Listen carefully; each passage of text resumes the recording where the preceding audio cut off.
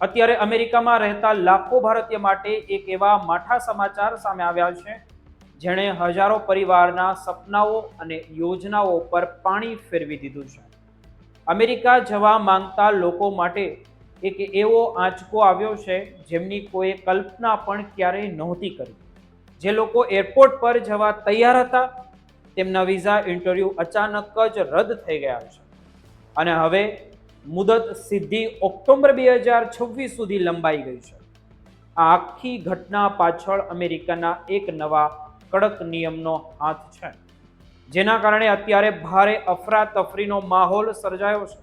અમેરિકાના state department દ્વારા 3 December 2025ના રોજ સોશિયલ મીડિયા સ્કીનિંગ અને સુરક્ષા તપાસના નવા નિયમો લાગુ કરવામાં આવ્યા છે અને તેના કારણે ભારતની અમેરિકન કોન્સ્યુલેટમાં કામનું ભારણ એટલું વધી ગયું છે કે ઇન્ટરવ્યૂની ક્ષમતા અડધી થઈ ગઈ છે.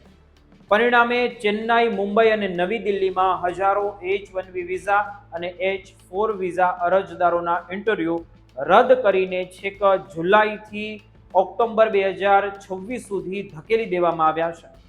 આ એક એવા લોકો છે જેઓ દિવાળી કે રજાઓમાં ભારત આવ્યા હતા અને હવે તેઓ અહીં ફસાઈ ગયા છે, કારણ કે તેમની પાસે પાછા જવાનો કોઈ રસ્તો હવે રહ્યો નથી. સૌથી મોટી સમસ્યા એ છે કે હવે સોશિયલ મીડિયા પ્રોફાઇલની 5 વર્ષની તપાસ ફરજિયાત કરી દેવામાં આવી છે, જેમાં કોઈ પણ રાજકીય, ઉગ્રવાદ કે શંકાસ્પદ પોસ્ટ હશે તો વિઝા મેળવવા મુશ્કેલ બનશે. આ ફેરફારને કારણે પરિવારો વિખોટા પડી રહ્યા છે અને અમેરિકામાં ભણતા બાળકો કે જેઓ અત્યારે ભારતમાં છે તેમનું શિક્ષણ જોખમમાં મુકાઈ ગયું છે. કેટલીક સગર્ભ મહિલાઓ જેઓ અમેરિકામાં ડિલિવરીનું આયોજન કરી રહી હતી તેઓ પણ અત્યારે ભારે માનસિક તણાવમાં છે, કારણ કે તેમને સમયસર વિઝા મળે તેવા કોઈ એંધાણ અત્યારે હજુ સુધી તો નથી દેખાઈ રહ્યા તેવું આપણે બધા જોઈ રહ્યા છીએ. આર્થિક રીતે પણ મોટો ફટકો પડ્યો છે, કારણ કે લોકોએ મોંઘી ફ્લાઇટ ટિકિટો બુક કરાવી હતી અને અમેરિકામાં ઘર કે ગાડીના હપ્તા ચાલુ પણ છે અને અહીં ભારતમાં ફસાઈ જવાને કારણે નોકરી જવાનો પણ તેમને ડર સતાવી રહ્યો છે.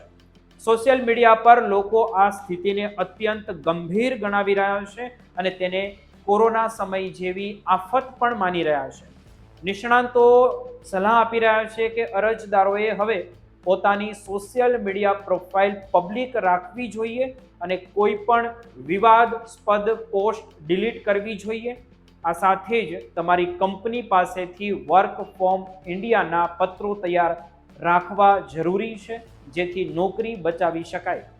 જોકે બાયોમેટ્રિક અપોઇન્ટમેન્ટ હજુ પણ માન્ય છે, પરંતુ ઇન્ટરવ્યૂ માટે જે લાંબો વેઇટિંગ પીરિયડ આવ્યો છે તેણે લોકોની ઊંઘ પણ હરામ કરી દીધી છે. ખાસ કરીને ડોક્ટર અને એન્જિનિયરો જેવી મહત્વની ભૂમિકા ભજવતા લોકો માટે પણ ઇમરજન્સી સ્લોટ મળવા મુશ્કેલ બન્યા છે. આ આખી પ્રક્રિયામાં જે ટ્રાન્સપરન્સીનો અભાવ જોવા મળી રહ્યો છે તેનાથી લોકોમાં રોષ દેખાઈ રહ્યો છે અને અમેરિકાની આ નવી પોલિસીએ હજારો ભારતીય પ્રોફેશનલ્સના ભવિષ્ય પર પ્રશ્નાર્થ ચિહ્ન મૂકી દીધું છે.